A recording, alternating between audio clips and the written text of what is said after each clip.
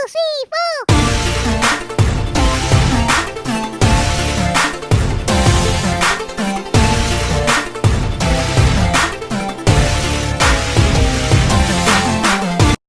Hi friends, welcome back to பிரியாவின் vlog watch.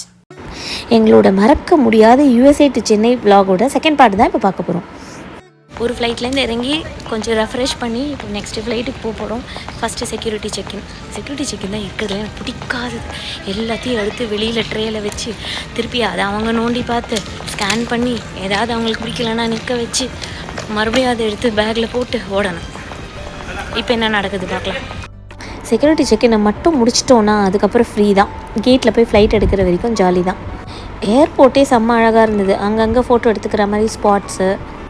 லே over டைமை இப்படி தான் ஸ்பெண்ட் பண்ண முடியும். நம்ம இருக்கவே இருக்குது நம்மளோட டியூட்டி ஃப்ரீ ஷாப்பிங்கு. சும்மா எடுத்து எல்லாத்தையும் பார்த்ததோடு சரி, எதுவும் நாங்கள் வாங்கலான்னா நாங்கள் மோஸ்ட்லி யூஎஸ்லேருந்து எல்லாத்தையும் வாங்கிட்டோம். ஸோ இங்கே பர்ச்சேஸ் பண்ணுறதுக்கு ஒன்றும் இல்லை, சும்மா ஆசை யாரை விட்டு எடுத்து ட்ரைமி எல்லாம் பார்த்துட்டு இருந்தோம். ஆனால் இங்கே கிஃப்டிங் ஆப்ஷன்ஸ் நிறையவே இருந்தது. நம்ம லாஸ்ட் மினிட்ல ஷாப்பிங் பண்ண டைம் இல்லாமல் கிளம்பி வந்திருந்தோன்னா இங்கே கண்டிப்பாக ஷாப்பிங் பண்ணிக்கலாம். ஆக்சுவலாக சூப்பராக பொழுது போச்சு. ஏன்னா கலர்ஃபுல்லாக இருந்தது ஏர்போர்ட். எங்கே பார்த்தாலும் டிஃப்ரெண்ட்டாக இருந்தது. ஆனால் லைட்ஸ் எல்லாம் போட்டு அழகாக டெக்கரேஷன் பண்ணி வச்சுருந்தா இந்த இடத்துல. அப்படியே மேலேருந்து கீழே பார்க்குற மாதிரி இருந்தது வியூ. நிறைய பேர் இங்கே ஃபோட்டோஸ்லாம் எடுத்துகிட்டு இருந்தான். நான் இவர்கிட்ட கேட்டுட்டே தான் வந்தேன். கேட்லாம் பார்த்து வச்சுருந்தாச்சா, கரெக்டு தானே, அந்த கேட்டு தானே ஃபஸ்ட்டு ஃப்ளைட்டுக்கான மாதிரி டிலே இதுக்கு ஆகக்கூடாதுன்னு சொல்லிகிட்டே அப்படியே கேட்டுட்டே போயிட்டு இருந்தேன். ஆக்சுவலாக இந்த ஏர்போர்ட்டில் ஒரு ஜெயண்ட் டெடி பேர் இருக்கும் எல்லோ கலரில். அதுக்கிட்ட போய் எல்லோரும் ஃபோட்டோ எடுத்துப்பான். ஏன்னா அது ஒரு மஸ்ட்டு ஃபோட்டோ எடுக்கிற ஒரு ஸ்பாட்டு. ஏன்னா அங்கே போய் ஒரு ரீல் பண்ணோன்னு கூட நாங்கள் வச்சுருந்தோம். ஸோ அப்படி நடந்து போயிட்டே இருந்தோம். இங்கே பார்த்தீங்கன்னா இங்கே ஒரு ஸ்ட்ரக்சர் இருந்தது, எலிஃபென்ட் ஸ்ட்ரக்சர், செம்ம க்யூட்டாக இருந்தது. அங்கே கூட ஆக்சுவலாக நிறைய பேர் ஃபோட்டோ எடுத்துகிட்டு இருந்தான். ஆக்சுவலாக பசங்க ரொம்ப ஆர்வமாக வெயிட் பண்ணிட்டு இருந்தது. இப்போ நாங்கள் போகிற ஸ்பாட். இப்போ நெக்ஸ்ட்டு நாங்கள் எங்கே தெரியுமா போகிறோம்? அதாவது இருக்கிறது இந்த ஏர்போர்ட்டில் ஒரு பெரிய ஐஸ்கிரீம் ஷாப் இருக்குது. அங்கே தான் இப்போ நாங்கள் தேடின்னு போகிறோம். There it is. அப்படியே ஷாப்போட எக்ஸ்டீரியரே பார்த்தீங்கன்னா அப்படியே ஃபுல்லாக ஐஸ்கிரீம் கோன் வச்சே டெக்கரேட் பண்ணியிருக்கோம் கலர் கலராக. இங்கேயுமே ஆக்சுவலாக க்யூ நின்றுட்டு இருந்தது. ஸோ லைனில் நின்று தான் மெதுவாக வாங்க வேண்டியிருந்தது. எனக்கு அந்த மீடியம் யோசிச்சுட்டு இருக்காங்க எந்த சைஸில் எந்த ஃப்ளேவரில் என்ன டாப்பிங் போட்டு வாங்கலான்னு டிஸ்கஷன் நடக்கிறது. ஏன்னா இங்கே ஏகப்பட்ட ஃப்ளேவர்ஸ் இருக்க மாதிரி தெரியுது. தள்ளிக்கோ. எனக்கு actually okay.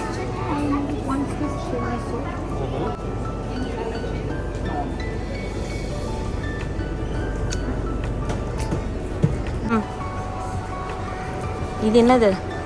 Milk chocolate ice cream, அதுக்கப்புறம் டிரமிசு ஐஸ்கிரீம் மிக்ஸா? ஆமாம், கையில் ஓகே. இருக்குது.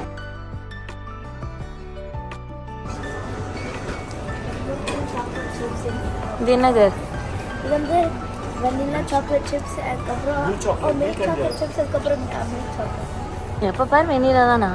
எந்த ஊருக்கு வந்தாலும் வெளிச்சம் கிண்ணத்தில் விழுந்து நிறைந்தால் வழிந்தால் மகிழ்ச்சி. கிண்ணத்தில் விழலை, கோனில் விழுந்து.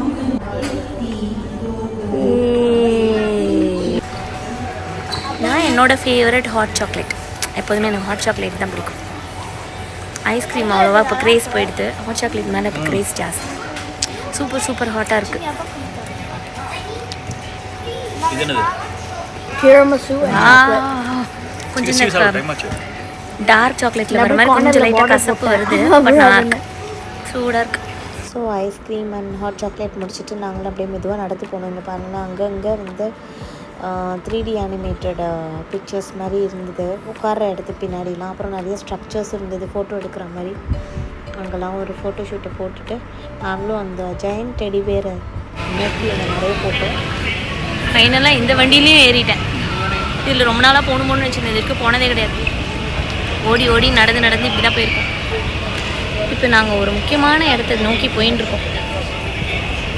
ஆக்சுவலாக இது வழியாக நாங்கள் போயின்னு இருக்கும் போது தான் எங்களோட கேட்டை க்ராஸ் பண்ணி நாங்கள் போனோம். கேட்டு எம்டியாக இருந்தது, யாருமே இல்லை. சரி ஓகே, நம்மளுக்கு இன்னும் கேட் ஓப்பன் ஆகலை, தைரியமாக போகலான்னு சொல்லிட்டு தான் அந்த டெடிபேர்கிட்ட போய் நாங்கள் ரீல்ஸ்லாம் எடுத்துகிட்டு இருந்தோம். ஆனால் பின்னாடி நடக்க போகிறது தெரியாமலே நாங்கள் இங்கே வந்து ஜாலியாக ரீல்ஸ் எடுத்துகிட்டு இருந்தோம். ஒரு மிகப்பெரிய ஷாக் காத்துட்டு இருந்தது. கேட் எம்டியாக இருக்கும் போதே எனக்கு டவுட் வந்திருக்கணும்ல, வரலை. திருப்பி ஒரு தடவை ஃபோனை பார்த்தா அப்டேட் மாதிரி கேட் மாறிடுதுன்னு மெசேஜ் வந்தது.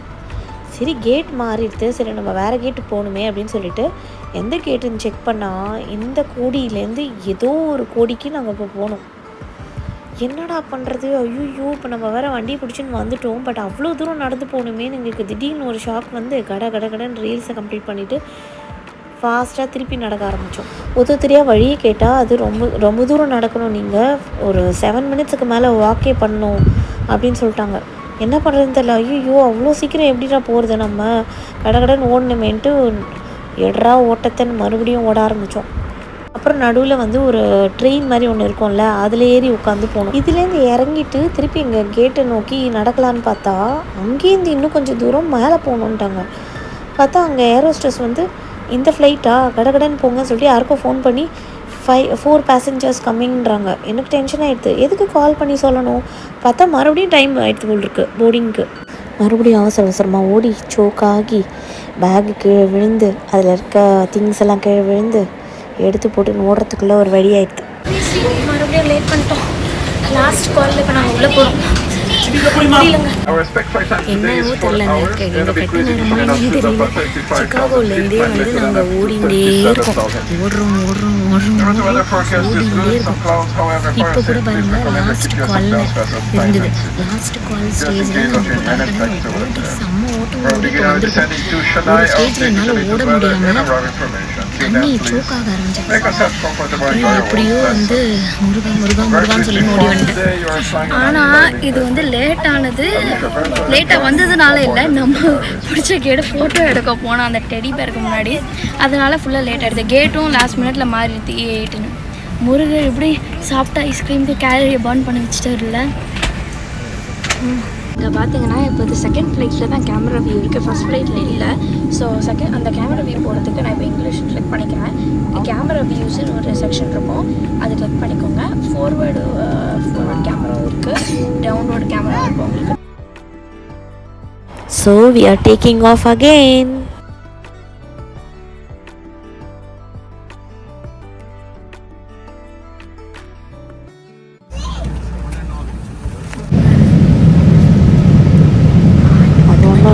இந்த ஃப்ளைட்லேயும் அதே லிஸ்ட் ஆஃப் மூவிஸ் தான். அதனால் இந்த வாட்டி நான் டிசைட் பண்ணிட்டேன், சாங் தான் பண்ண போகிறோம். ஏதோ இந்தியன் மியூசிக்கில் ஏஆர் ரஹ்மான் லிஸ்ட் இருந்தது, அதுக்கப்புறம் இன்னும் சில அசார்ட்டட் லிஸ்ட்லாம் இருந்தது.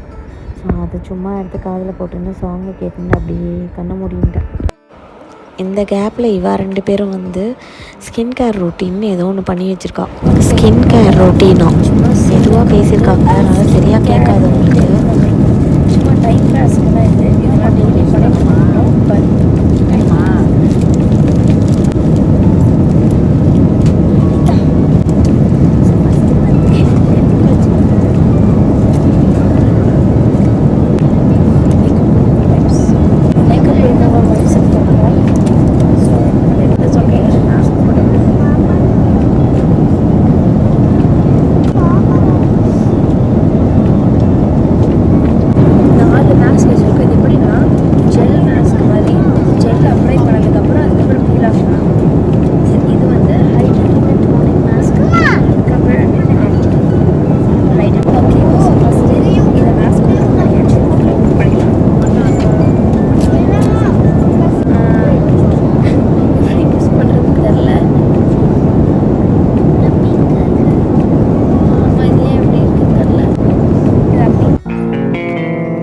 இது இவாளோட நிற்கலை, எனக்கும் அப்ளை பண்ணி விட்ருக்கா. ஃபேஸை வைப் பண்ணிவிட்டு ஏதோ பீல் ஆஃப் மாஸ்காம், அதை போட்ட உடனே செம்ம டைட் ஆகிடுது ஃபேஸு, பேசக்கூட முடியல. அப்படி இருந்தது, எப்படா எடுக்க போகிறோங்கிற மாதிரி ஆகிடுது. Peel off mask.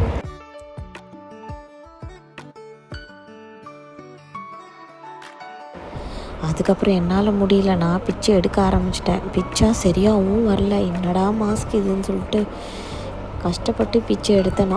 இதில் வேறு என் மூக்குத்தி வேறு ஸ்டக் ஆச்சு.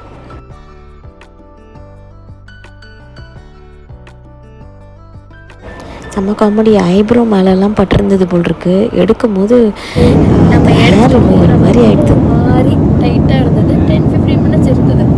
ஸோ இப்போ நம்ம லோஷன் போட்டு போகிறோம்.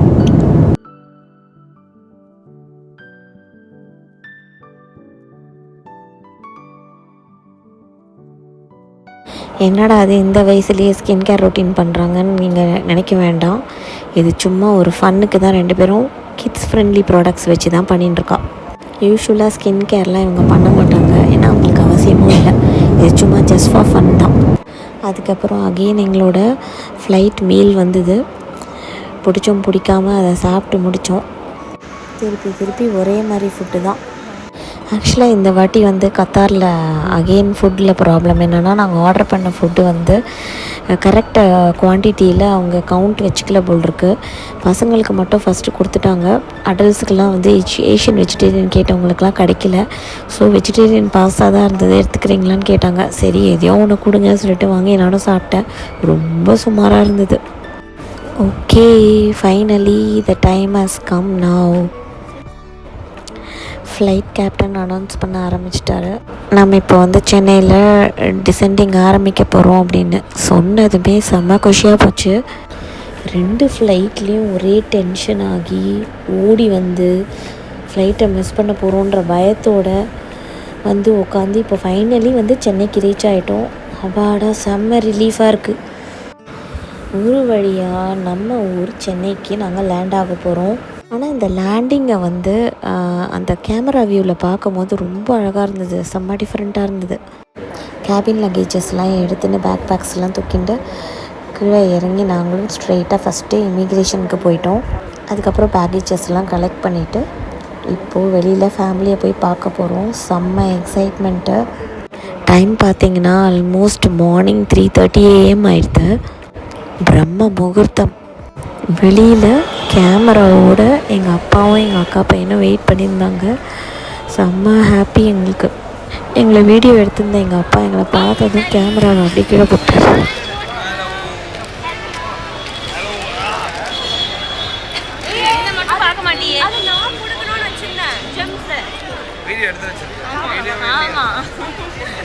அங்கே போயிட்டு வெளியில் குட்டியாக ஒரு வீடியோ ஷூட்டு போட்டு நாங்கள் எங்களோட ட்ராவல்ஸில் புக் பண்ணியிருந்தோம். எங்கள் வண்டியில் எல்லா லக்கேஜஸையும் புக் பண்ணிவிட்டு அங்கேருந்து கிளம்பிட்டோம்.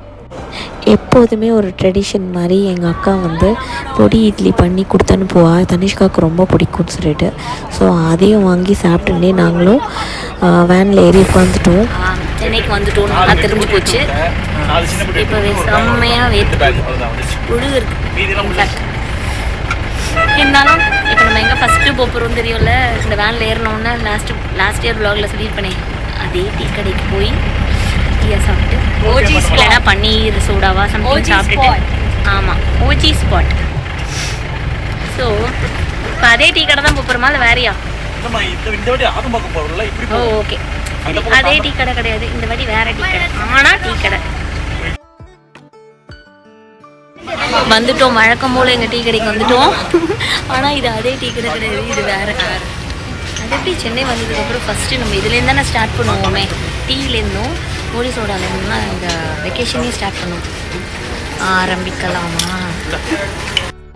ஸோ டீ வேணுங்கிற வாழ்க்கை டீ, சோடா வேணுங்கிற வாழ்க்கை சோடா. ஸோ அதெல்லாம் முடிச்சுட்டு நாங்கள் இங்கேருந்து ஸ்ட்ரெயிட்டாக வந்து ஃபஸ்ட்டு எங்கள் அக்கா வீட்டுக்கு தான் போகிறோம், ஆதம்பாக்கத்துக்கு.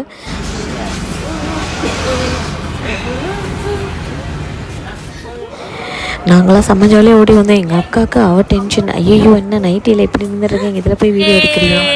ஸோ இங்கே வந்துட்டு ஃபஸ்ட்டு எங்கள் அப்பாவையும் எங்கள் அக்கா பசங்களையும் இங்கே ட்ராப் பண்ணிவிட்டு அதுக்கப்புறம் நான் வந்து எங்கள் மாமியாரை பார்த்துட்டு ரெஃப்ரெஷ் பண்ணிட்டு பிரேக்ஃபாஸ்ட் சாப்பிட்டு மறுபடியும் நான் இங்கே தான் வரப்போகிறேன். ஏன்னா வந்து இதுக்கப்புறம் தான் ஒரு ஃபன்னே ஆரம்பிக்க போகிறது. ஏன்னா இன்னும் 1 வீக்கில் என்னோடய கடைசி கசினுக்கு வெட்டிங். ஸோ அவளோட சிஸ்டர் வீட்டுக்கு போய் தான் நிறைய டான்ஸு, சாங்கு, நிறைய ஈவெண்ட்ஸ் பிளான் பண்ணியிருக்கோம். அதுக்கான ப்ராக்டிஸ்லாம் ஆரம்பிக்க போகிறோம். So no ஜெட்லேக். ஓகே, நாங்கள் இங்கே வந்து ஒரு குவிக் விசிட் கொடுத்தோம் பார்க்காததுக்கு. இப்போ நாங்கள் வந்து மடமாக்கம் கிளம்புறோம்.